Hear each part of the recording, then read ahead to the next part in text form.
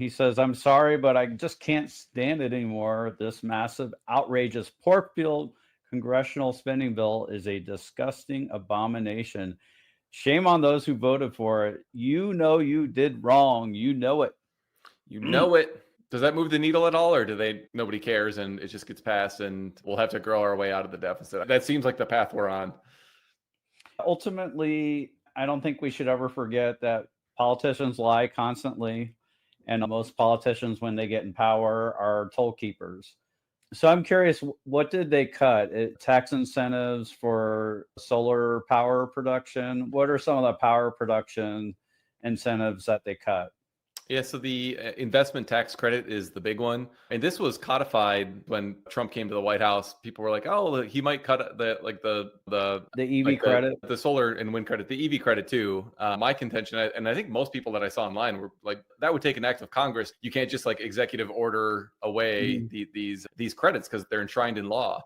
But Congress actually went ahead and removing those credits. So I think it's not an immediate phase out. These credits were supposed to be intact until 2033 or so. I think they moved that up to 2028, if my memory is correct. And then they also introduced a new requirement that for a lot of these new projects to get the credit up until 2028, they need to have a shovel in the ground within, it was either 30 or 60 days of the bill becoming law, which that's going to effectively make it untenable. Yeah, effectively it's killed right now, unless you happen to get it started in the next month. Yeah, I didn't follow exactly how this has been handled with the reconciliation with the Senate bill, the Senate version of the bill. I am curious to see how that is panning out, but it's pretty bad, to be honest with you, because I'm extremely disappointed. Yeah. And there's a ton of tax credits out there for oil and gas. There's different accounting things that oil and gas firms can do that make things more attractive. I believe it's on the order of 30 to 50 billion a year. So people think that EVs are the only ones that receive tax credit, but oil and gas does to a substantial standpoint. Yeah, I'm glad he's calling this out, but I think just as a citizen, putting Elon and Tesla aside, we're kind of in this weird situation where in order to avoid a total decline of the empire situation like Rome or like these different empires that have crumbled over time, it seems like the only hope is a massive increase in GDP growth. And really the only hope for that is AI. So it's like a legit deus ex machina moment where somebody was writing the plot of our civilization. It'd be like hope was lost and the burden of their debt was becoming untenable. And then all of a sudden machine intelligence increased GDP and saved everything. It does feel a bit like a ridiculous plot twist that at the one moment when everything seems to be crumbling, at least in terms of how sustainable this economic model is, this massive inflection point in GDP growth is hit at that exact same moment. We need Gandalf to ride down the mountain with the heroes of Valhalla to save the economy. When it comes to data centers, even if they lose the investment tax credit, they're still going to get whatever power they can, whether it's solar or nuclear or natural gas. They're going to get their hands on power however they can. Would you agree with that?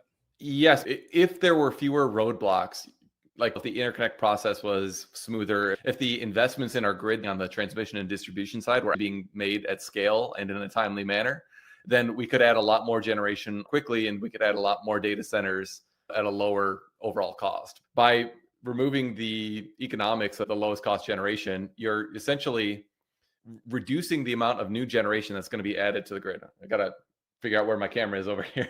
You're reducing the amount of generation that would be added. Maybe we would have been up here and instead we're going to come down here because some projects aren't going to pencil anymore. At the same time, every single estimate that I've seen is basically showing that between now and 2030, there's about 150 gigawatts of new load, meaning new demand, that's going to be added to the electricity grid. There's maybe 50 gigawatts that's going to be added from natural gas, and that's optimistically, and a portion more that's going to be met through wind and solar. The problem with wind and solar is it's not firm. So going back to the issues with the grid, you still need to get that power where it needs to go. So I think what's going to happen is like the marginal, like I think power price volatility is going to increase very significantly because your demand is increasing very significantly. Your supply is not going to be increasing at quite that same rate.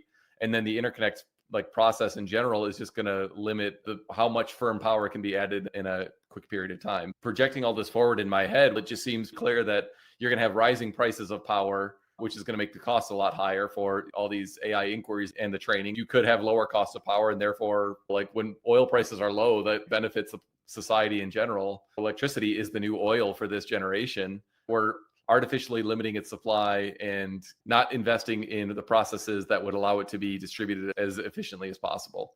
So that's going to raise the cost, and that has me concerned. I got a question and I'm not for you. This doomer may on be a this. dumb It's question. Sure. So we have Lathrop, Tesla Lathrop, making 40 gigawatt hours of megapacks per year now. That sounds like a lot. What about the 40 gigawatt hours coming online every year just from Lathrop before the mega factory near Houston gets built?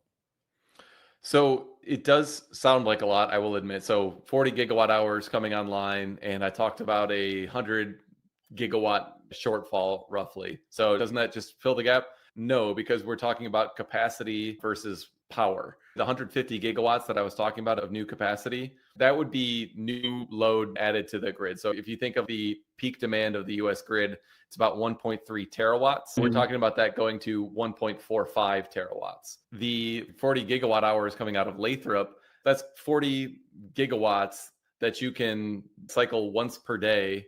And so it just doesn't make a very big blip, if that makes sense. So you're looking at max capacity versus what Lathrop's going to be adding, which is like very short kind of time duration window that you can use. Maybe we could even say it another way, but let's imagine this 150 gigawatts that we're talking about is like mostly base load, meaning it needs that power there 24/7. Your megapacks can help smooth out 4 hours of that 150 gigawatts. Or actually, it's only 40 gigawatts. So maybe over 5 years, we get to 120, but you're only smoothing out 4 hours of a customer that probably needs it round the clock. And then on top of that, it's not generation, and you lose some with efficiency. So you need the generation plus the batteries or the transmission and distribution to help match the supply with the demand. Generation, I think, is becoming a choke point, which is something I hadn't really anticipated. I think that's a good question. Given the shift in politics, is there a chance that Tesla doesn't get the regulations changed on autonomy? There's the federal motor vehicle safety standards where if you have a fully autonomous vehicle, it even if it's fully autonomous, it needs to have a steering wheel and pedals. You can only have up to 2,500 vehicles that don't meet those standards. You can apply to NHTSA for an exemption, but it only goes up to 2,500.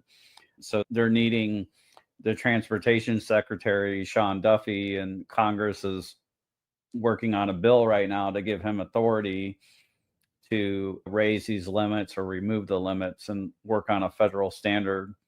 Is there a risk now that Elon's getting salty that they don't come through on these federal standards? I don't think so. We should probably go into those federal standards at some point too. I was digging into that a little bit today at your request, and there's all sorts of, I think, ways out of that 2,500 vehicle per year limit. Like Tesla needs to basically convince NHTSA that its non-compliant design is at least as safe as a compliant vehicle. Essentially, as I understand that, it's, if they've got the data to prove it, they can at least petition NHTSA to get an exemption to that. So let's keep it on Tesla for a bit, but maybe in the context of SpaceX. Elon gave a presentation on his plans for Mars on SpaceX. Did you happen to see that video on Sunday? Yeah, I did watch that fully. It was a really good video. It was really good. There was a little nugget Elon dropped when he was talking about Tesla's production capacity, how many vehicles they're selling. He was comparing it to the SpaceX Starship production ramp, which sounds crazy, like 1,000 ships per year, compared to Tesla, which is doing 1.7 million. It's actually not very large at all. But maybe we can play that clip just to tee up this point I wanted to make. Small compared to Tesla. So, and Tesla will probably be doing double, triple that volume in the future. So this was a comment Elon made that I didn't see anybody really commenting on. We're doing, is it 1.8 million units a year? 1.7, yeah. So he's saying we'll do double or triple that in the future, which, let's rewind 5 years ago, we were talking about doing 20 million units a year. Now, all of a sudden, we're talking about like 4 or 5 million vehicles potentially in the future. Is that the limit? What do you think? And how disappointing is that? I remember feeling pretty good 5 years ago because when Elon was saying 20 million units by 2030, in my model, I only had 12 million. I was like, I'm being a good boy. I'm being conservative. And I had to say, I thought that was a very achievable milestone. From where we sit now, even with robotaxis, and even if I think robotaxi is extremely successful, yeah, it does seem like it'd be a victory to get half of the 12 million that I was originally going for, which is less than a third of Elon's original target. Is it disappointing to you? It is, yeah. And maybe it doesn't matter as much mathematically, but we were talking earlier today. I think one thing you can count on is Tesla may not advertise. Even when they get the Robotaxi network going, I think that's one risk. They may not advertise to goose their growth. I think people need to understand how good the product is. Once you own a Tesla, you see how good it is, but no other people know how good it is in comparison to gas guzzlers. So I think that's part of the problem. But I do think if a lot of the Teslas are going to be robotaxis, then it may not matter if they don't make 12 million a year. What are your thoughts on that, Matt? Yeah, we were talking about this earlier today when we were chatting offline, but I think I made the case that it actually doesn't matter. You have to model out the economics of the robotaxi model. We were looking at 1 million vehicles by 2027 was the numbers we were playing with today in our model. In the robotaxi network. In the robotaxi fleet. Yeah, it's not annual production. But then annual production of sub 4 million. So in line with what Elon was talking about. And the earnings per share numbers at that level were more than enough with the PE multiple coming down and really no upside given to Optimus to justify the stock going to 600 in that time frame. This is not financial advice. This is just a sensitivity analysis we were playing around with in the model.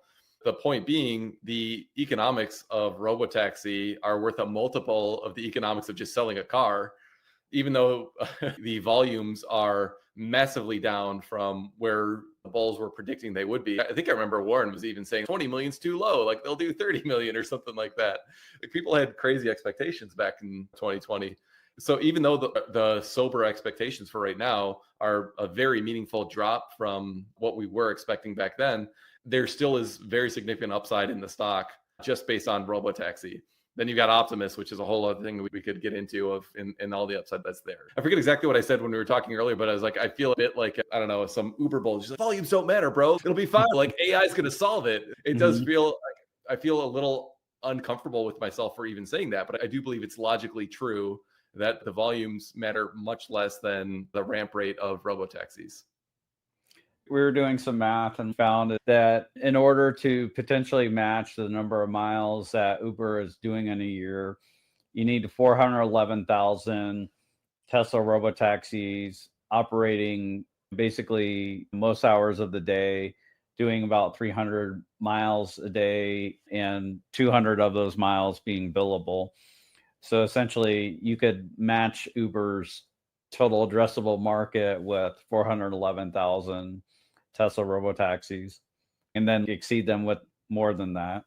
And that seems like a bit extreme to say Tesla's just going to have 1 million of these next year. We think Elon, he's typically early on his predictions. So maybe it happens in 2027, especially late 2027.